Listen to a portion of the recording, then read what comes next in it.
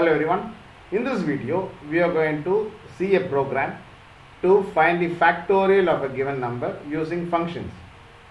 In fact, you have to input two values m and n, which is used in a mathematical expression, and you have to call the function factorial, and then whatever returned factorial value should be used in the mathematical expression, and you should find the sum, and then has to be displayed on the screen. So let's see the question first.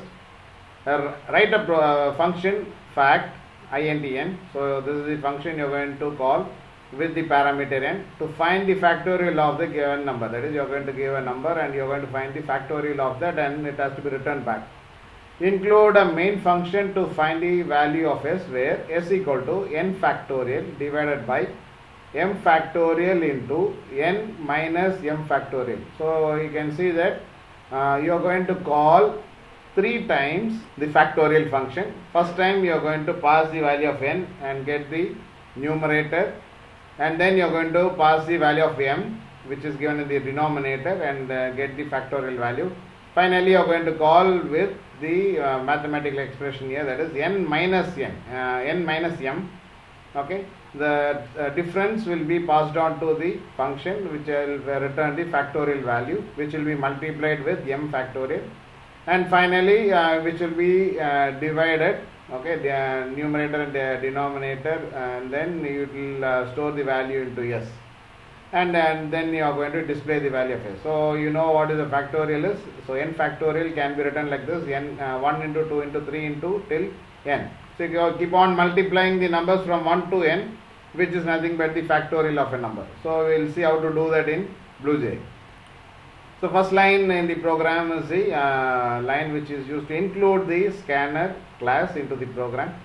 Second line is the public class factorial. So factorial is the class name, and it has a function fact, which gets the input, that is parameter, as n, okay, which will have the number, and then you have to return, that is find the factorial of that number and then return the integer value. So inside that you can see that we have declared an integer variable fact, and which is defined with the value, initial value 1. Reason for not using 0 is when you multiply any number with 0, will be 0. So that's the reason we have used 1 instead of 0. So as per the factorial rule, you have to start multiplying the number from 1 to that n value. So you are going to use a loop statement, which is also does the same. So integer n equal to I equal to 1, I less than or equal to n, I plus plus. So this will be executed n number of times, and here inside the loop you can see fact equal to fact into I. That means you are going to multiply the I value, so which is 1. Second time it will be 2. It keep on multiply that resultant value, and then you are going to store it into the variable fact. After completing the loop, once that n value is reached, then you are going to return the factorial back to the main function. So this is what you are going to do using you are going to do in fact method. Now you are going to see the main function. So this is the start. You are going to create an scanner object, and then you got some variables, namely n and m and n, which is of integer type, and you have variable s, which is of double type. The reason for it is you have an expression with division sign. So if you find any number, when you divide something, you may get decimal digits, possible decimal digits. So we are using double value and initializing it as 0.0. Then your next line is you are going to get the input for m and n. So enter the value of m and n. So here first number will be stored in m and second number will be stored in n. The next line is to create an object for the class, object factorial or ob equal to new factorial, open and close bracket, semicolon. So here the ob is the object which has been created for the class. And this line is very important. This is the mathematical statement we are discussing about. S equal to double ob.fact of n divided by ob.fact of m into ob.fact n minus m. Okay.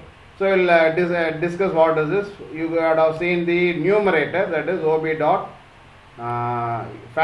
of n, that is n factorial. So you are going to pass the value of n to the function. Okay. So whatever factorial you found, that will be returned back. You can see return fact, that will be returned back, that will be replaced in the replace this in the numerator. So numerator will get n factorial. And denominator, you got two expressions. First expression is m factorial. So you are going to call the same fact function, but this time you are going to pass m value. So now it will execute m value and returns the factorial that will be replaced here, and which will be multiplied. That is, it is m factorial into n minus m factorial. So you have to first subtract m with n, and then you have to call the function. The difference value you are going to pass it on to the factorial, and it returns the factorial value, which will be replaced here, which will be multiplied with fact. That's the reason you use open and close bracket outside, so that this multiplication should occur first before division. Okay, after multiplying you will get one value, that is a denominator value, and then you already have a numerator value which will be divided. So numerator divided by denominator, and that value, because all these m and everything is integer, but since you are dividing you may get some decimal digits, so you are using double. You are converting that integer into double. The resultant value will be converted into double and it will be stored in S. So this typecasting is used to convert the integer value to double. Then final line is you are going to display the some value, that is S value, will be displayed on the screen. Okay, so this is how the program works. We will going to try this. Compile the program, execute the program, no syntax errors, so execute it. So I'm going to give some small value, say 3 and 5. Now we can see the sum value is 10.0. So I'm going to give a little more higher value. Say it is say 5 and 8. Okay, so 56.0.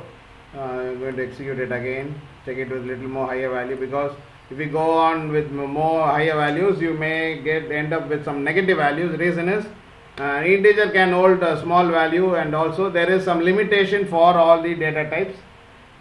So if you give a maximum value, then you may not get the proper answer. So I am giving 12 and 18.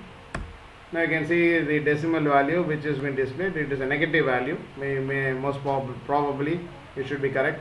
Okay, since when you multiply the values 18 times, so 1 into 2 into 3 into, it goes on till 18, you may get bigger integer value. So when you divide that, you may possibly won't hold that, you may get some values like this. Okay, so this is how this program works. I hope you understood this program. We will meet in the next video. Till then, thank you.